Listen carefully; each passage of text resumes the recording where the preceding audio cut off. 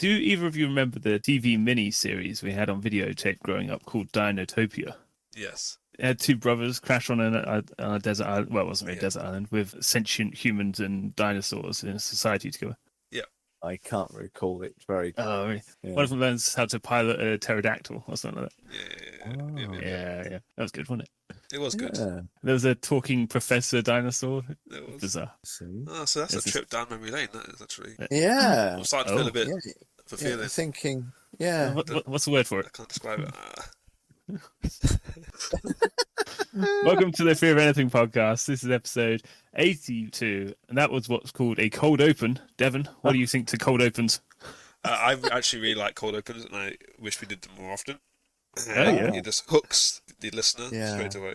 Straight into the action, isn't it? I didn't know it had a proper term. I listened to some podcasts that do just what you did. Yeah. Even before the intro music sometimes. Yeah. Do you like it? No good? One of my Elite Dangerous podcasts that I listen to, they do that. They're just riffing and joking, and then suddenly the show starts properly.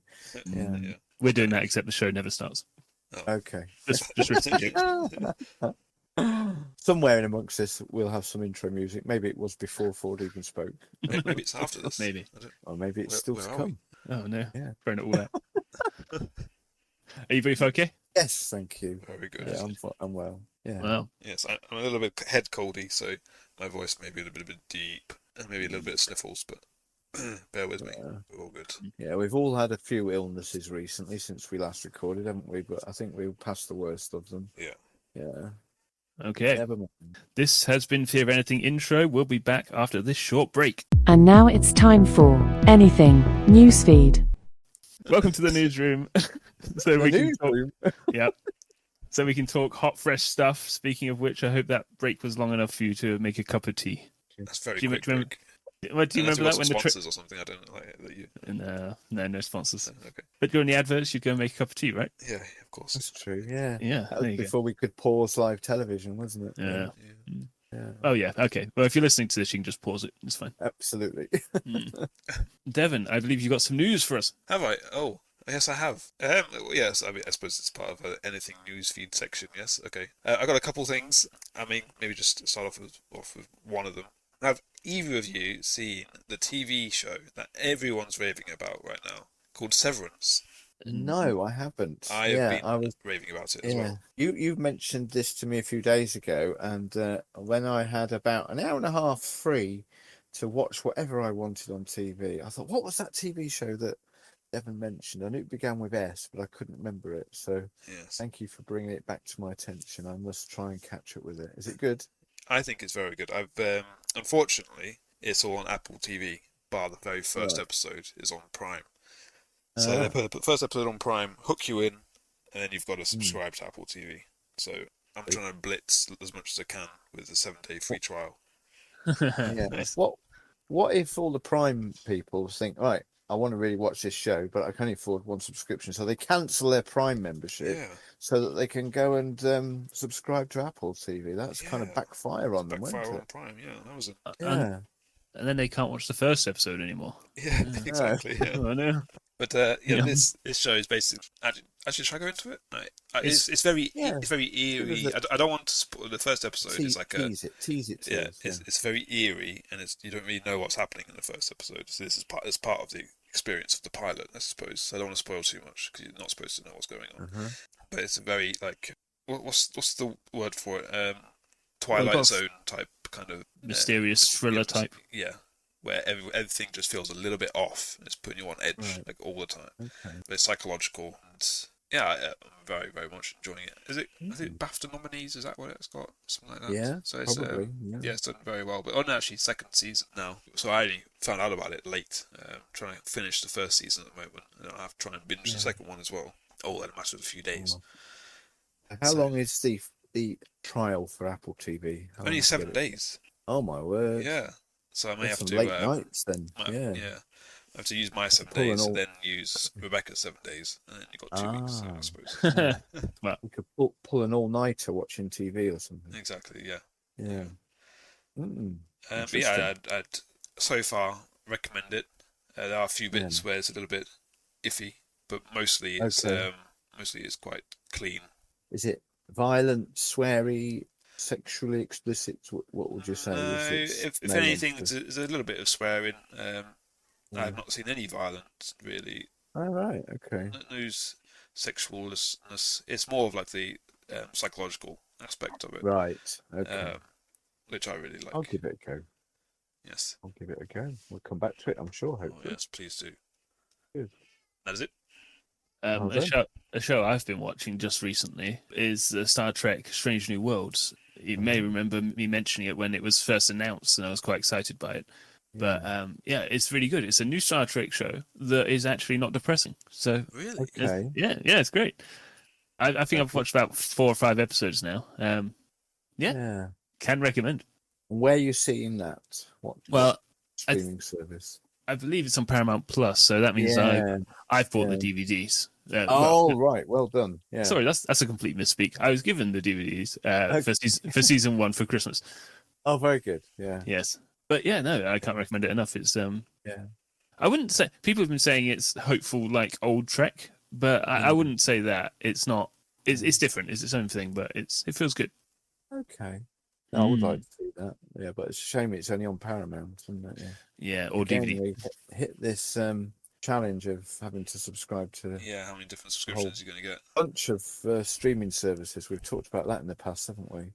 The challenge of that. So I was going to mention something that we went to the cinema on Tuesday of this week that we're recording because my wife noticed that they were showing a live performance. So this isn't a film, showing a live performance of the musical Jesus Christ Superstar, Oh yeah. which is something that I've not done in a cinema before. So it was like you were at the theatre that it was performing at, but you were seeing it as it was happening. So that was quite an interesting experience. Never seen Jesus Christ Superstar before. You have you heard of it? There's theatre production by Andrew Lloyd Webber. That's right. Yeah. Right. Yep.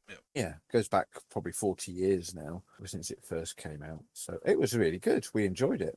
I mean, when I came home and looked into it, it did get some criticism from Christians because it ends at the crucifixion, so you never see anything after that, which obviously the best bits come after that, don't they? Oh yes. But it was a really good portrayal of the character of Jesus, and it was the other key characters were Judas and Mary Magdalene.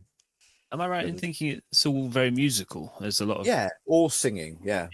Okay. It is a musical. Sorry, I didn't say that, did I? Yeah. Okay. There's no actual spoken words. Everything is sung. Yeah. Wow. Which for some people either love that or hate that. Yes. I don't like the idea of it, but once I start watching it, I soon overcome that and I'm able to engage with it. Yeah, same. Really noticing. Yeah. Les Mis was a bit like that, wasn't it? Yeah. Yeah. So some are like a mixture of spoken and sung, where you go in and out of dialogue and then back to another song. You know, in actual fact, thinking about it now, a completely sung performance is probably more easily acquainted to, because when they go from like 5 minutes of normal dialogue and then suddenly somebody strikes up in song, it seems a little bit less natural. Yes. Yeah, a bit tonally jarring, probably. Yeah, exactly. Yeah. Okay. Whereas when in this particular performance, everything's sung, so you just get used to that. You know, yeah. Not that I can recommend it because I don't know if it'll ever happen again. But if you do ever get to see I'm sure there are DVDs and probably recordings of that musical. It's well worth a watch. Cool. Yeah. You heard it here first, folks. Jesus is cool. Yeah. Good story. And then the other thing that's happened this last week, and Devon will know this because he was there, is we had another performance of a big event at our church, which was a visit from Watoto Children's Choir. Yes. You're very familiar with that. Devon was there. He brought his family. Yeah. And basically, this came about unexpectedly in our church. I'll just let the dear listener know. Watoto is a children's orphanage based in Uganda, run by a church where they take in orphan children and give them a loving home, and they do really good work with them. And these children often grow up and become really, what's the word I'm looking for? Outstanding members of society. Exactly. That's exactly the words I couldn't get off the end of my tongue. Yeah. Really? Wow. Outstanding members of society. And so, yeah, we had a phone call about 2 weeks ago, or 2 weeks prior to their visit, saying we've had a cancellation and we're in your area. Would you like us to come to you? So there was 11 children from Uganda and 11 adults who were part of the team that travel around with them. They're in the country for 4 months. And so there might be, if people want to go onto the Watoto, spelled Watoto, Google that, you'll find their website, and might be coming to a church near you. Really, really wonderful evening. Yeah, it's definitely a great experience. Yeah, Very inspiring. it, yes. Yeah. Yeah, and great for all ages, mind you. Yes, indeed. Yes. The children love it, and the adults love it as well. In fact, I will add a little additional point that the reason why this ministry is so close to my heart is that your granddad, my dad, was so touched by this ministry about it'd be more than that, probably about 14, 15 years ago, when we previously had a visit in our local area.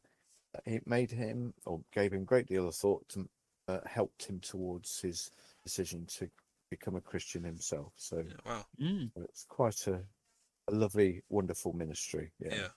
I was going to make a joke, but I don't feel like it's. Oh, go on. No, it's silly. Oh, you made it all sincere. Oh dear. No, it's good. Okay, we'll carry on with a few more news feeds, and then you can drop in a joke at the end about Watoto if you like. All right, I'll try. I wanted to ask your guys' opinion about something, because I'm not quite sure how I feel about it. There's this app, I think Ford, you mentioned that you know about it already, called Hallow. And it's a app to pray.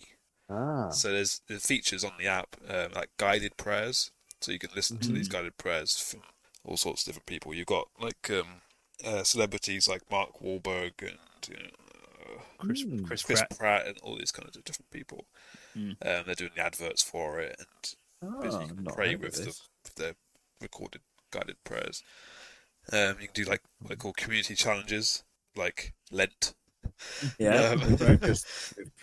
Yeah, and then just like different Bible readings and things like that, and Christian music. And I don't know if it's entirely good because it is appealing to maybe a lot of people who may not have even really thought about regularly praying or reading the Bible or listening to Christian music or whatever, or if it is just like commercializing the Christian faith. Maybe potentially a thought about it. So I wanted to understand what your initial responses, or maybe some opinions that you've had before, if you've heard about this before, would be. Do you get points if you do well in the community challenges? I don't know. I will say it's a free app. You can download it. Anyone can download it. But there are like yearly subscriptions, I think, to get like extras or I don't know. One thing I will say, I'm pretty sure I might be wrong here, but it's a Catholic app. Yes. Yeah, just looking on my app store now, it says the Rosary and Catholic Bible. Yeah, which is fine, but might not suit everybody. Yes. Yeah. There's a YouTuber I listen to called Father Mike Schmitz. He does a Bible in a year on the Hallow app, which I'd be tempted by. But like I say, it's all Catholic, I believe. Yeah, I didn't think Chris Pratt was Catholic. I'm sure I've heard bits from him before. But I don't know. Maybe it's like a bit of a mixture. I don't know. But yeah, maybe. I guess it's more like the idea, rather than I wouldn't say that I would use it personally, but more like the idea of it. I don't know how. It does seem a bit cynical, or no, not cynical. Clinical, maybe. Clinical, yeah. Yes. I remember going back sometime, and I was just wondering why I don't use it anymore. Obviously, it didn't stick with me. There was another app that I used. It might have been, and I can see it on the App Store. Oh, yeah, it probably is, because it looks like I've had it before. It's called pray.com, Bible and Daily Prayer. And it looks like I need to update it, so that's something I have used before. It sounds like a similar thing. Yeah. But what it was good for is it did help you to be more structured in your prayer. You could add people to prayer lists, and it would easily update if you were asked to pray for somebody. Does that take away the organicness of it? In a way, I suppose, but then there are times when you can be more structured in your prayer life. Certainly, I find what I try anyway to have some quiet time before I head off out in the morning. Yeah. I use varying different things. Maybe we can talk about that another time. And I think it looks like I have used this pray.com, but it looks like a very similar thing to Hallow. Yeah. Having just thought about it, you could kind of say that a prayer meeting or a Sunday service is a bit inorganic. It's all kind of pushing you toward a certain thing. Yes. Yeah, I can see the parallel there, not being that dissimilar. But I don't know about your church, but I've never invited Chris Pratt to a prayer meeting to try and get the young Maybe you man should. back in. Oh dear. I think it might suit some, and it wouldn't suit others. It's perhaps one of those things you have to try and see if you get on with it. I wouldn't want a Christian's whole relationship with God to be through the app, though. I think that's probably where I draw the line, where they're not able to pray on their own or willing to on a regular basis. But yeah, I don't think I have a problem with it. Oh, good. One of the apps that we use, that we both, Christine, my wife, and I use, is Lexio 365, which is a similar type of devotion thing, but it leads you through a very quiet and serene contemplative time, about 5-10 minutes long. Has some really nice quiet music playing. It reads to you some scripture and says some prayers, and then a short devotional. Lexio 365 is well recommended, I think. Yeah. That's quite different probably to what Hello and Pray.com are. Yeah, I know a lot of people do use apps for their devotionals and things like that, and it's very popular these days for sure. Yeah. Yeah, I mean, even the Bible app, which I use as for my Bible reading, and you've got studies and things like that in there. Yeah. Reading plans, all sorts of things. Is that the U version Bible? U-version Bible, that's the one I was trying to think of, yeah. So can you verbalise your sort of feeling, your negative feeling about it? For me, I kind of briefly mentioned it before, but I guess the commercialization, consumerism, capitalization, profiteering is always a concern. All those different words for the same thing, really. Exactly, yeah. That's it. Welcome. But I don't know how the founder and they've probably got a board of directors, and obviously it'd be very commercialized because it'll have to be a company that size. I don't know how that's being ran, how it's being distributed, and how they live. So it's very hard to say whether it's profiteering or not. And even if it is, is there an issue with that? Because you assume most study Bibles or what you were just talking about, devotionals, they probably make money, don't they? Yeah. I guess, Yeah. I think there's a difference between profiting and profiteering, which obviously is a bit nuanced, but I don't have lots of information. I guess that's just the initial concern and red flags might pop up in my brain. Out of 6.3 thousand ratings, it's getting 5.9 stars out of 5. So it's well received by those who are using it. Yeah, so. it actually was founded in 2018, but I've only really become aware of it recently. I think they've just done a really, really big push on sponsorships and adverts.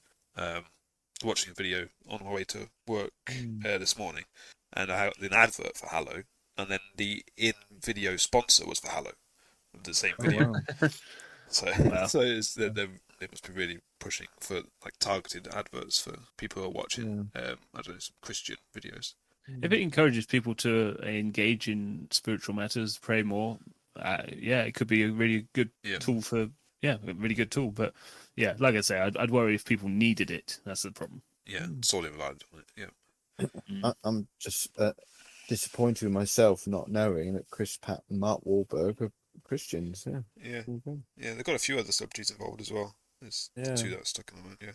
I think the actor who plays Jesus in The Chosen is also involved. Oh yeah. Yeah. Very good. I spent a lot of time on that. Sorry. Yeah. That was useful. That was a good conversation. Thank you. Yeah. I will take this time to mention that we actually got a comment on our previous video about Jonah. Ooh, marvelous. An anonymous, private comment, so don't go looking for anyone because you won't find it. Let me read it out and you guys can let me know what you think as well. It says, "Oh my gosh, I loved the Jonah podcast." That's quite good. Yeah. You all made great points, and I just wanted to add the fact that Jonah went his own way onto the ship, and then God used what he did to save the sailors. It's just Mm. God doing his thing and using all things for good. Because although Jonah running away was wrong, God used it for good, ultimately, which is just how he rolls. I learnt a lot, and you all did a brilliant job, so 10 out of 10, well done.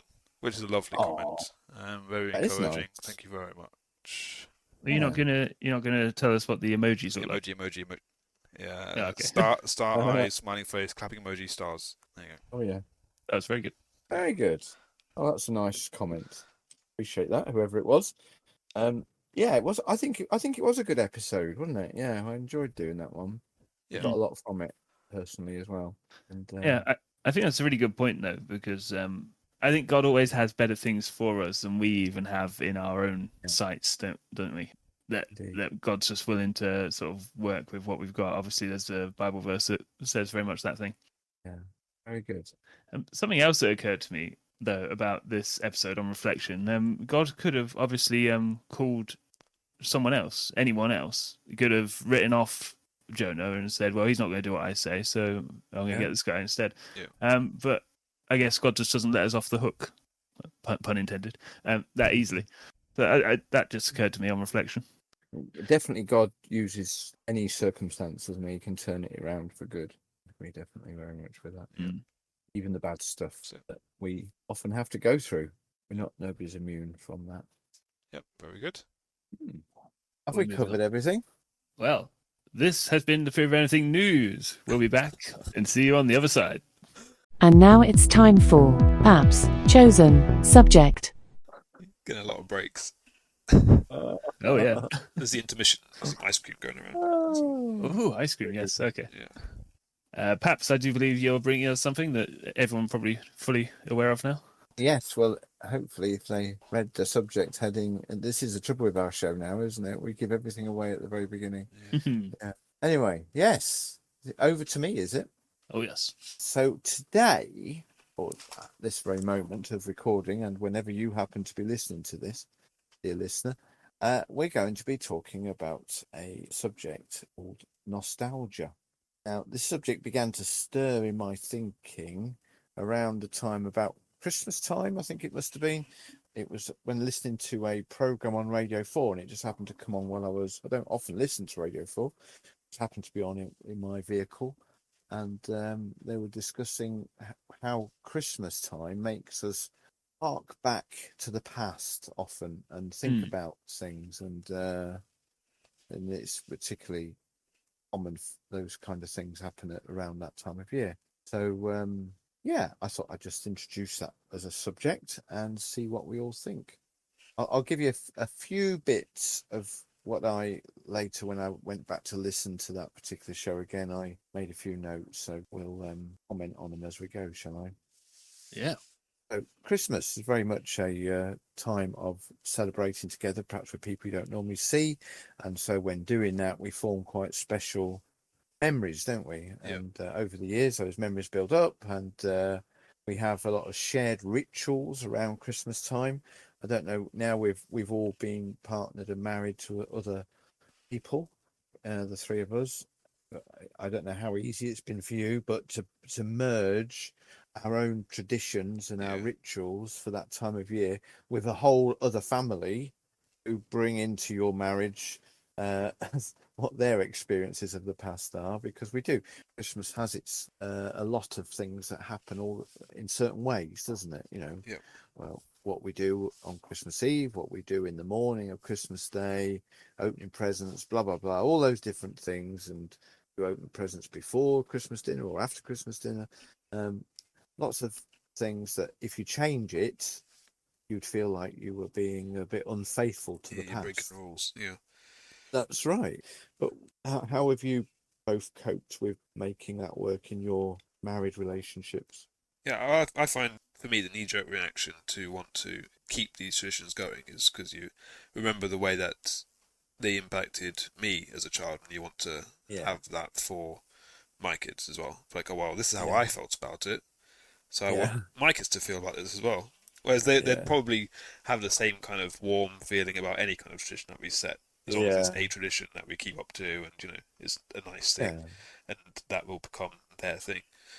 Their ritual, yeah. Exactly, yeah. So I tried to be a bit looser with it, I suppose, because as well as if you want to hold firm against your significant other with a tradition, that means you've kind of got to be the one to set it all up and to organise it and to get all the bits. And I don't really want to commit to that every year. So, like, oh, yeah, okay, you just do what you want. Yeah, what about you, Ford?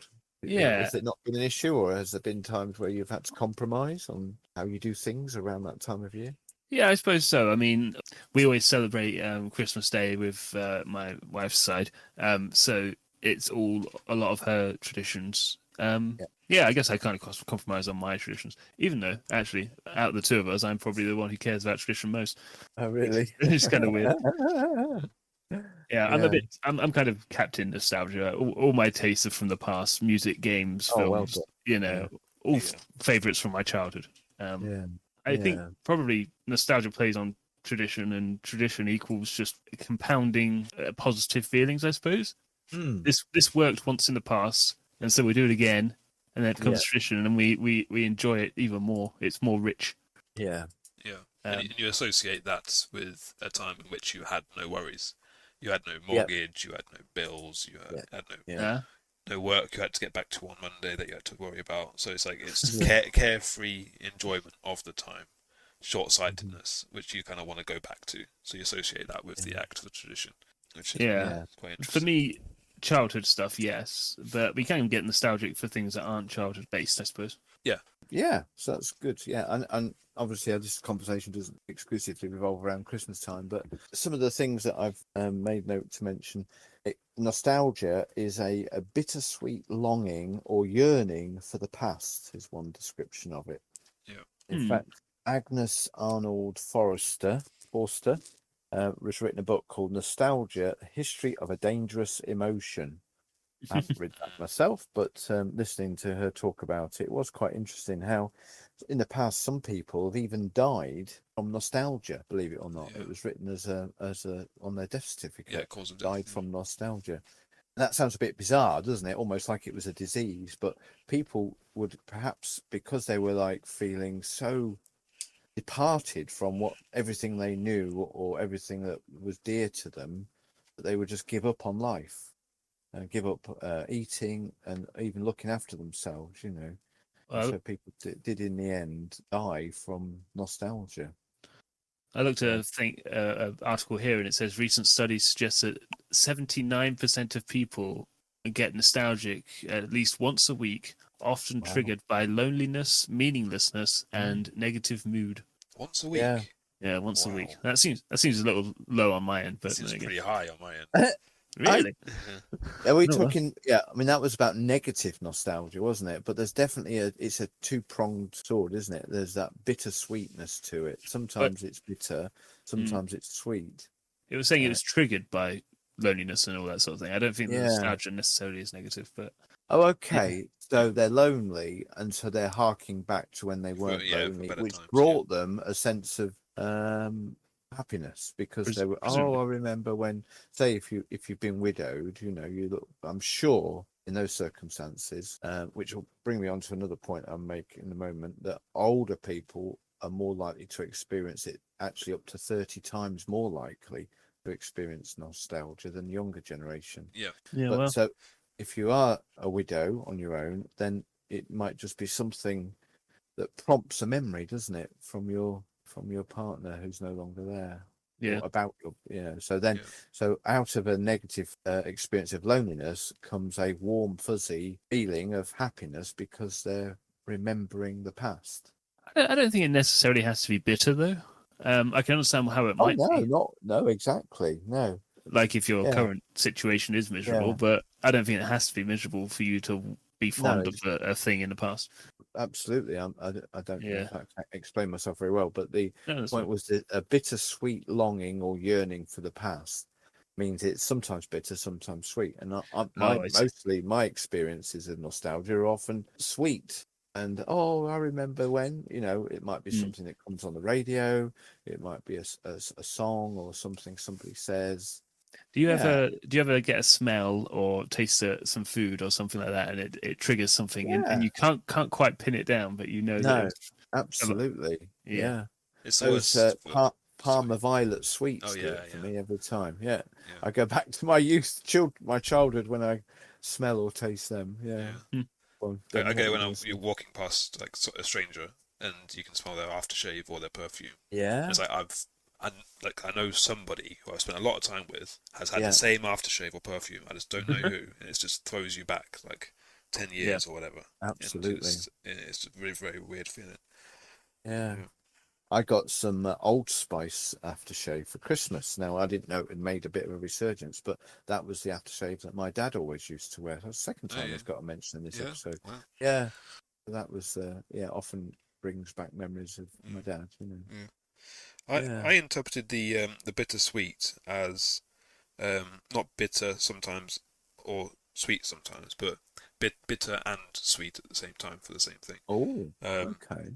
so like you would think back, oh, 2 week like or a week ago I was watching Watoto Choir or whatever, Yeah. and it was Oh, I like do that all the yeah, time. Yeah. exactly. So it's What was like I it's doing? a nice Yeah, memory. It's sweet, yeah, but also it's bitter because it's like oh yeah yeah, I'm not there anymore, and that was something that's not happening right yeah, now. It's not like very very bitter, but you try and still remember these things with fondness. I yeah, think that's the idea is to focus on the sweet. yeah. But yeah, I think you can have both at the same time for the same thing. Yeah, when I've been somewhere special, like maybe visiting one of you or other family members, or even going on holiday, week I get back, I'm thinking all that week, what was I doing this time last week? Or, oh, this time last week I was, Yeah, or it can go on for 2 or 3 weeks after something really? quite special. Yeah, Gosh. yeah, not constantly, but you know what I mean. Every Yeah. time, every now Okay. and again, it pops in. Yeah, Wow. I think it's really interesting. Something I saw about, I believe it was in the thing you're referring to about nostalgia actually helps relationships. It yes, makes people more committed to the relationship. It Yeah. makes them optimistic. More Uh, romantic. yes, it increases romantic connectiveness. I just thought that was fascinating. That that is, yeah, yeah, if you do that with your partner, get nostalgic. Yeah. Yeah, Because you're thinking of all the good times that you've had together, the history yeah, you've got together, all the time you've absolutely. invested into each other and your relationship. mm, Yeah. Yeah, so that you're definitely makes sense. Very interesting. less inclined to end that relationship. Yeah. And there's actually therapy around that uses NAS nostalgia. Yeah. Yeah. I thought it was really cool. Yeah, that's a good point. Yeah, very important to think that Yeah. about They, that. they mentioned like treatment, like therapy, in a couple of different instances, like with the Alzheimer's treatment. They Yeah, used nostalgia as like key trigger points to engage yeah, like their mental capacity, I mm, suppose, to get them thinking of something positive and yeah, just to get their brains working. And it's a very very key instrument to use. They say it didn't really necessarily help with the cognitive decline per se, but it did make them easier to be around and happier, didn't they? Yeah, yeah. Yeah, so, so that's pretty Point. amazing. yeah, So I think dementia, who suffer with dementia, they're quite prone to experiencing nostalgic moments because often their memories from the past are that much stronger. yeah, They say that the memories that are formed in more recent times aren't formed as well yeah, than those that were in their childhood, say, for example. So they're much easier more able to recall things that go back decades or even back to their childhood. yeah. Um, When they lose a short term memory, I suppose they've got to rely on the long term exactly. memory even more. That's Yeah, all they they can really can't think remember about. what they said 2 minutes ago, but they can remember something that somebody said when they were in their 20s. Yeah, yeah, That's why it's such a terrible disease, really, because of the lack of awareness of what's going on there and then. yeah. Sometimes even how old they are and everything. Yeah, Yeah. crazy. So nostalgia is very, very personal. That's another thing I was going to add. What might prompt things like a song or like you said, triggers of smells and tastes and things like that, or just something somebody says, is going to be very much to the individual, isn't it? Hmm. Yeah, But definitely. I often refer to music for me is like a time machine. Because if I'm listening to something and the song comes on the radio from when I was a teenager, I'm immediately transported back to that time and that place Yeah, where that song was very important to me. You know what I mean? yeah, It might be a bit different for you, I don't know, but in your formative years, perhaps you didn't listen to as much music, but maybe you do now. I don't know. What's your views on that? Yeah.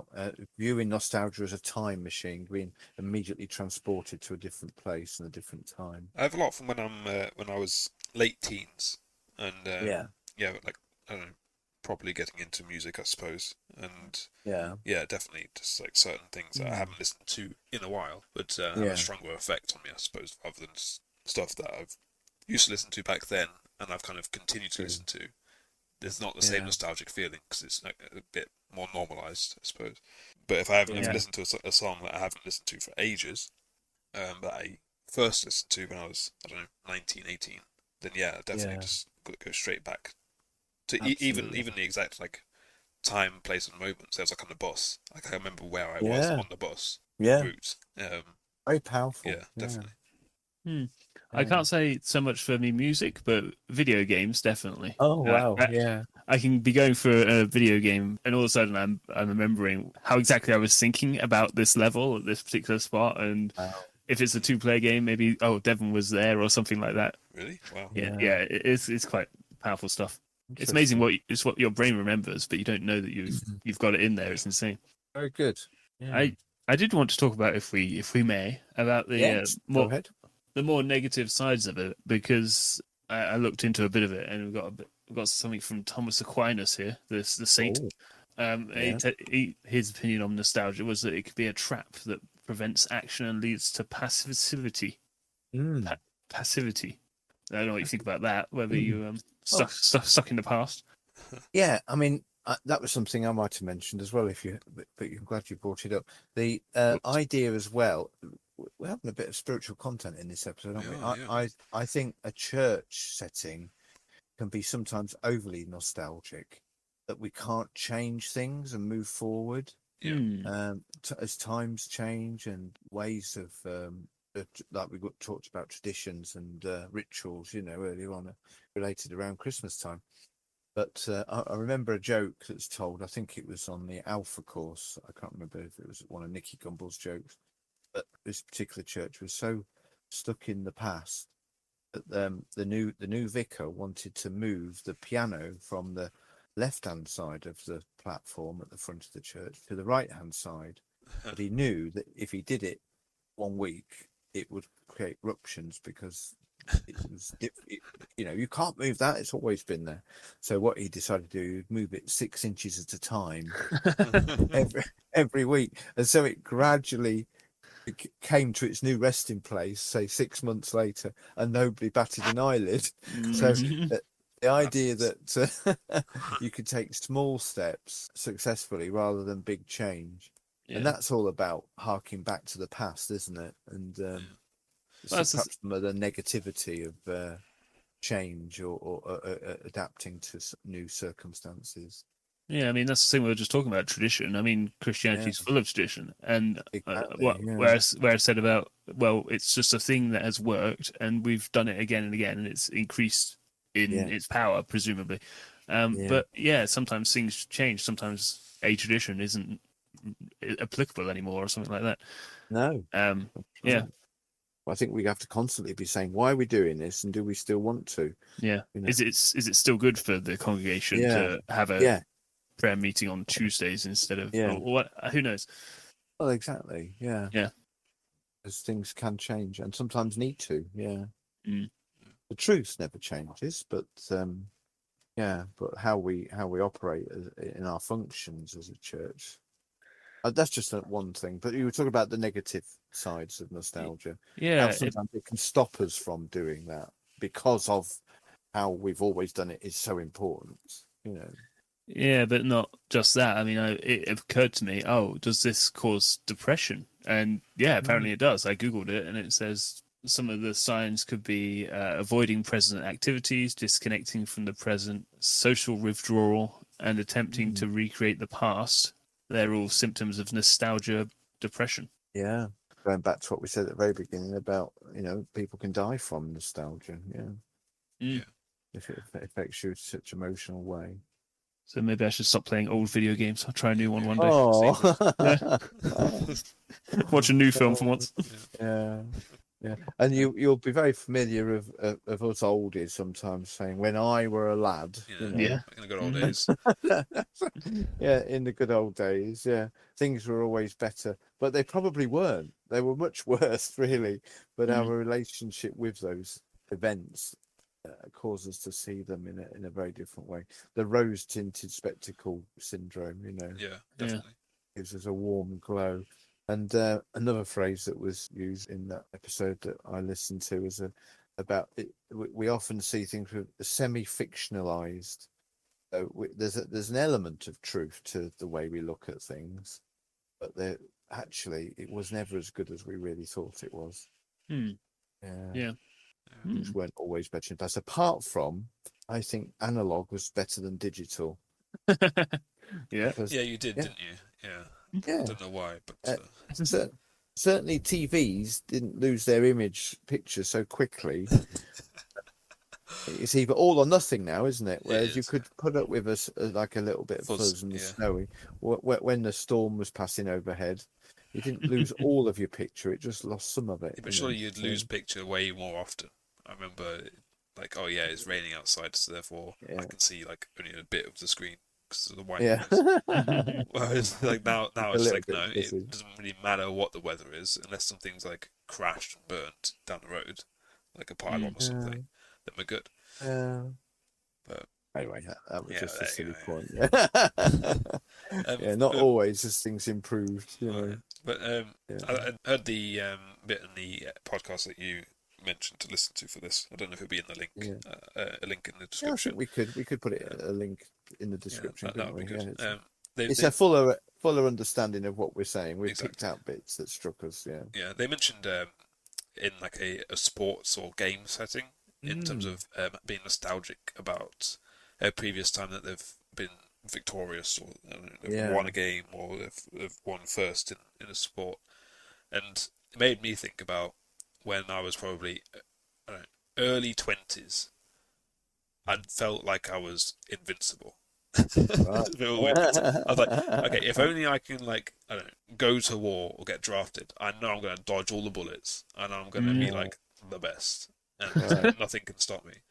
I was like, I can understand like that if you're nostalgic back to thinking of a time where you felt like you were invincible, felt like you were could just conquer the world, then how that could affect your current performance is very interesting. Yeah, it's how you perceive things. Absolutely. But then they also mentioned that during the actual performance themselves, they'd really emphasise the importance of being in the moment still, rather than thinking back when you're actually doing the performance itself. It's more like during preparation, I suppose. That's what they meant. Oh, wow, clever. I did wonder also about the social aspect of it. I mean, we talked a bit about intimate relationships and how that strengthens your cohesiveness, I guess. But also, I imagine that works for friends and, I don't know, like you were just saying with sports achievements, like reminiscing on these sorts of things with your mate or your team. Yeah. I bet that really strengthens your bond. Yeah. Absolutely does. Yeah. In Shared reminiscing. Yeah. whatever community you're in. I think it can cement relationships with other people, can't it? Yeah. Yeah. I mean, I definitely agree with that. When I visit my mum, we'd often have a chat about people from the past, and it gives you that warm, fuzzy feeling. I did wonder, do you enjoy listening to someone else talk about a positive memory, reminiscing? Like it does. The other day, my wife was telling me about some toys she used to play with, and it really charmed me, And it was nice to be able to mine out someone's past and understand a little more where they've come from, I suppose, and how they feel about that. Especially, I think, if you're with that person as they're recalling those memories, because you'll see the effects it's having on their face, won't you? Yeah. How wonderfully they're remembering things, Yeah, definitely. So, I think we should begin to wrap it up. A final line I was going to say is that the nostalgia is good for our health, our mental well-being, our pain tolerances. We didn't talk about that, did we? But it's all in the podcast, other episode, if you want to listen to it. Our love life, even, and it can even help us to win at sport and board games. So we've touched on a few of those things. Yeah. As long as we remember to focus on the positives and not the negatives. And the present as well, not And just the the past. Yes, that's Yes. right. Yeah. Don't be getting depressed. No. I didn't even. Oh no, there's one more thing I want to mention about Christmas, and we'll wrap it up at that. One of the nostalgic things that we do at our family get-togethers is our house. Yeah, you got to Yeah. mention that. Yeah. When we bring out the house. Now, this is a Christmas family tradition that my grandfather began way back when I was only little. I remember bearing in mind I'm in my late 50s now. So, a cotton wool covered cardboard box made into the shape of a house, and the chimney comes off, and there's a piece of ribbon attached to a present with a name on it, and we pull that out and we take it in turns. So everybody that's at that particular family gathering takes it in turns to pull a present out of the house, and it's one of our main Christmas traditions, isn't it, that we've managed to keep going. Yes. And I hope even after I'm not here, somebody in our family will continue to do it. So Keep the house alive. Keep the house alive, because I remember the year that my granddad passed away. I forget what time of the year it was, but he wasn't well at that last Christmas he spent with us. And I remember watching him lifting the first present out and thinking, I have a feeling you might not see you do this ever again. And I was right, you know. Yeah. Wow. So every time we do the house since then, I'm remembering my granddad on his last time of doing it with us. So, Wow. there we go. Yeah. And I remember how I felt with the Christmas house as well. It's one of those things that I watch Fionn, obviously not Levi yet, but I will. Yes. Yeah. I watch Fionn going up. Her name's been read. She goes up to the house. Yeah. And I'm imagining her feel the way I felt, and it's just it's great to pass that Absolutely. on. She might not be feeling that at all. Maybe she doesn't really care. But, No, I know. but you know, you want to be. Yeah. You like it's like Hopefully it's nice it to feel becomes that way. Yeah. a fond memory for everyone. Yeah. Yeah.